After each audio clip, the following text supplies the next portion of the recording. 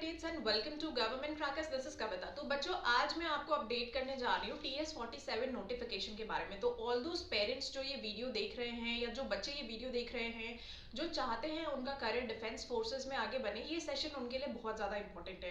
तो कैसे आपका पूरा नोटिफिकेशन का प्रोसेस होता है, कैसे आपको एप्लीकेशन फॉर्म फिलअप करने हैं, क्या एलिजिबिलिटी क्राइटेरिया होती है, किस तरह से आप फर्दर अपनी SSB के लिए प्रिपरेशन करेंगे, क्या डॉक्यूमेंटेशन की रिक्वायरमेंट्स होगी, क्या मेडिकल की रिक्वायरमेंट्स होगी, ये सब हम इस पूरे सेशन में कवर करेंगे।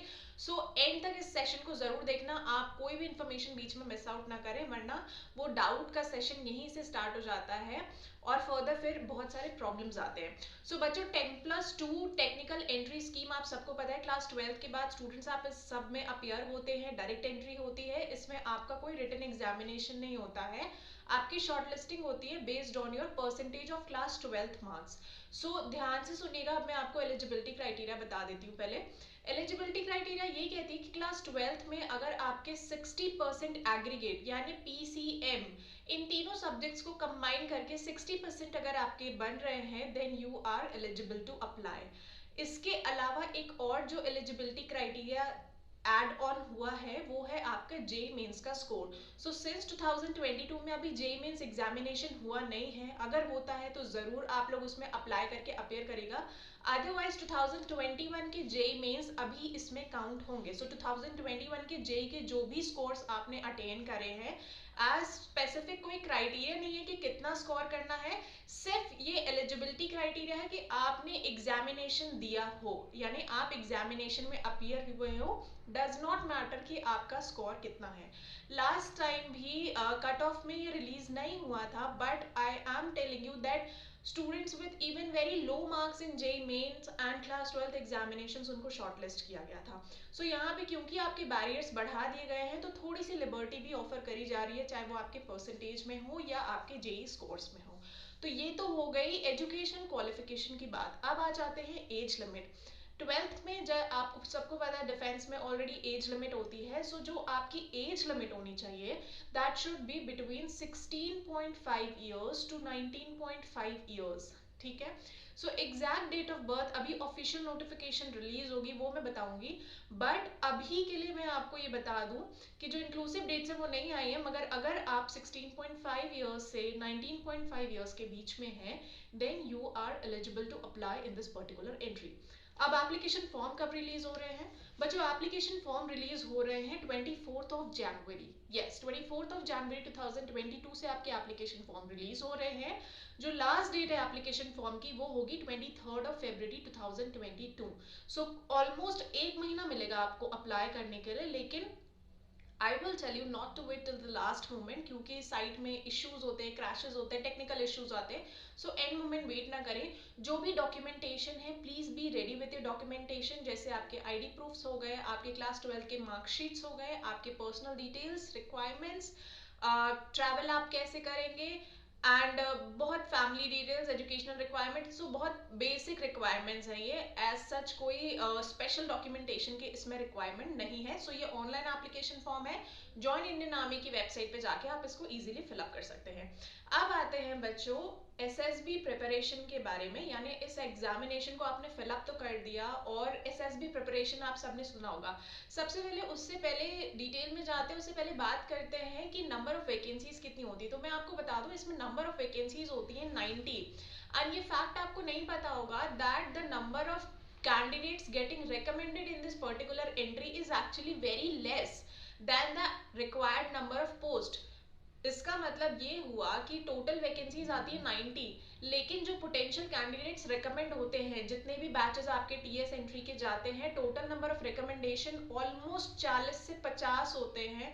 उसके अलावा बाकी की वैकेंसीज खाली जाती हैं, दे आर एम्प्टी। सो अगर आप अच्छे से पढ़ेंगे, अच्छे से अपने आप को प्रिपेयर करेंगे, उस लेवल को अटेन करेंगे, वो OLQs दिखाएंगे, तो आई एम टेलिंग यू कोई कंपटीशन नहीं है, आप अपने खुद के कंपटीशन है and you can easily make your career into this. बस आपको थोड़ा सा वो लेवल ऑफ मेच्योरिटी एंड वो लेवल ऑफ सीरियसनेस लाने की जरूरत है।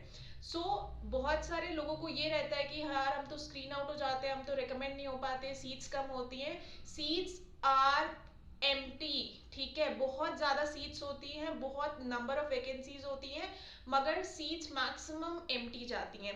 सो सीट्स को लेके ये डाउट, ये डिलेमा बहुत सारे लोगों को नहीं पता, इवन पेरेंट्स को भी नहीं पता है। तो मैं आपको बता दूं, सीट्स बहुत ज्यादा है।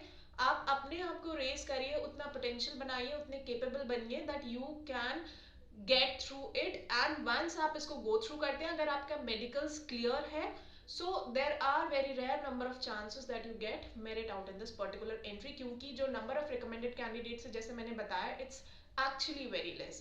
अब आ जाते हैं बच्चों एसएसबी प्रिपरेशन के बारे में। एसएसबी प्रिपरेशन के बारे में डेफिनेटली आपने कई जगह से सुना होगा। I am also an SSB recommended candidate from army and air force.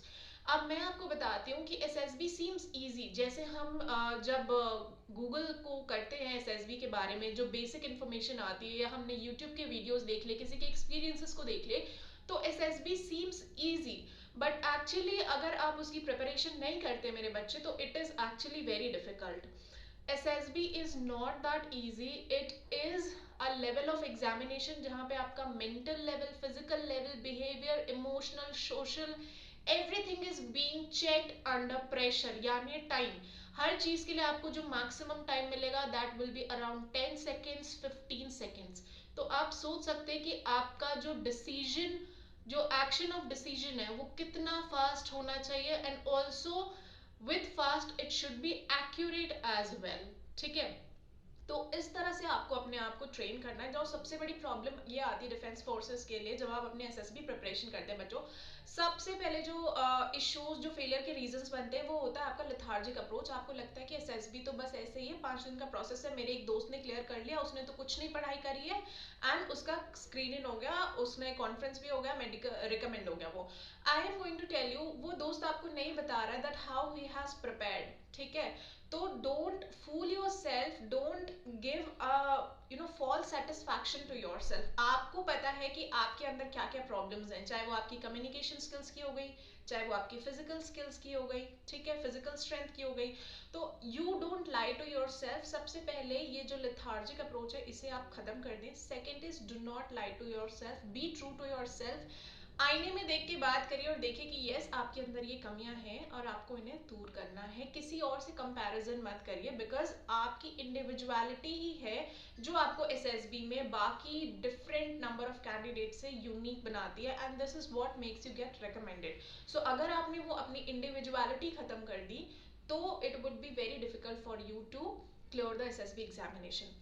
Second is motivation. बच्चे, जब आपने डिसाइड कर लिया कि आपको डिफेंस में जाना, आप यूनिफॉर्म के लिए पैशनेट हैं, तो जाके इंस्टाग्राम पे वीडियोस देखना, मोटिवेट होना, यूट्यूब पे वीडियोस देखना, मूवीज देखना, it's good to get motivated. लेकिन उस मोटिवेशन के चक्कर में आप अपनी स्टडीज को साइड रख देते हैं, और वो मोटिवेशन ही आपका सारा टाइम लेके जाता है, विच रिजल्ट्स इनटू जब आप जाते हैं तो वहाँ स्क्रीनिंग तक नहीं क्लियर कर पाते हैं, and then you realise your mistake. या फिर आप बाकी की बातों में आते हैं, you go on to that particular myth कि यार हमारा तो स्क्रीनिंग नहीं हो पाया। स्क्रीनिंग बच्चों, screening is again a test of yours, जहाँ पे आपको बहुत कम टाइम मिलता है to prove yourself amongst the n number of candidates जो different parts of the country से आए होते हैं। तो अगेन यहाँ पे आपको अपनी स्ट्रेंथ दिखानी होती है, रेदर देन किसी भी तरह की टेस्टिंग करने की। तो हर स्टेप में एसएसबी के actually a different strategy, a different approach is required.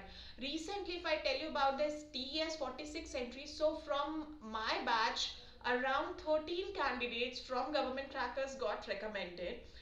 And I'll also tell you that my brother recently got recommended from Indian Army and Indian Navy, and we are still counting on for Indian Air Force. And self study करिए, उसने बस एक guidance ली है और उसने अपने first attempt में clear करा है। सो जरूरी नहीं आप अपनी एसएसबी के लिए कहीं से कोचिंग करें, प्रिपरेशन करें। एक राइट गाइडेंस, एक राइट अप्रोच, एक राइट स्ट्रैटेजी के साथ आप डेफिनेटली अपनी एसएसबी को क्लियर कर सकते हैं, ठीक है।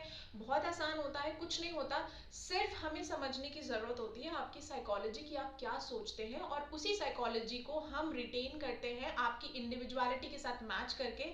जहाँ पे आप ऑफ ट्रैक होते हैं, हम आपको हेल्प करते हैं ऑन ट्रैक आने में। So this is the complete procedure SSB interview जो है काफ़ी लंबा प्रोसेस है, 4 से 5 दिनों का प्रोसेस है, जो कई स्टेजेस में, कई एग्जामिनेशंस में, कई मोड्स में डिवाइडेड है। वंस आप एसएसबी इंटरव्यू क्लियर करते हैं, देन आपका होता है मेडिकल एग्जामिनेशन। नाउ मेडिकल भी 5 से 7 दिन का प्रोसेस होता है। आपका कंप्लीट बॉडी चेकअप होता है। जो कॉमन रीजंस आते हैं बच्चों को, आते हैं ओवरवेट हो जाता है, ईयर वैक्स हो जाता है, डीएनएस के इश्यूज आते हैं, स्वेटी पाम्स होते हैं, दीज आर वेरी कॉमन। या मेडिसिन में अगर मैं बोलूँ तो बच्चों के हाई बीपी निकलते हैं, ठीक है। तो इस तरह के बहुत जनरल इश्यूज आते हैं जिनकी वजह से टीआर मिलता है। बट अगेन उसके भी आगे प्रोसेसेस होते हैं, घबराने की जरूरत नहीं। बट बिफोर गेटिंग टीआर, क्योंकि आप अपनी एसएसबी की प्रिपरेशन अभी से अगर स्टार्ट करेंगे तो ये सारी जो नॉर्मल और मैं कहूँगी ये बेसिक जो रिजेक्शंस हैं, आप इनको ओवरकम करके वन गो में सिलेक्शन ले सकते हैं। It is actually up to you कि आप कितने ज़्यादा पैशनेट हैं, कितनी जल्दी प्रिपरेशन स्टार्ट करते हैं। If you have decided that you want to get through this uniform, आपको ये एग्जामिनेशन देना ही देना है। तो जिस तरह से एक बच्चा रिटन एग्जामिनेशन के लिए आपने अपने 12th मार्क्स के लिए प्रैक्टिस करे होंगे, उसी तरह वही अप्रोच अगर आप लेके चलते हैं अपनी एसएसबी प्रिपरेशन की उसी डेडिकेशन के साथ, तो I am sure that you will clear your examinations. And if you are clear able to clear your examinations, तो मैं कह रही हूँ there are n number of seats, आपकी recommendation, आपकी वो सीट कोई नहीं ले सकता। सो सीट्स बहुत ज़्यादा हैं। ये जो डाउट है दिमाग से ये निकाल दीजिए। अगर आप recommend हुए, मेडिकल फिट हुए, तो definitely very rare it is there कि आप जो है वो आउट होंगे, मेरिट आउट।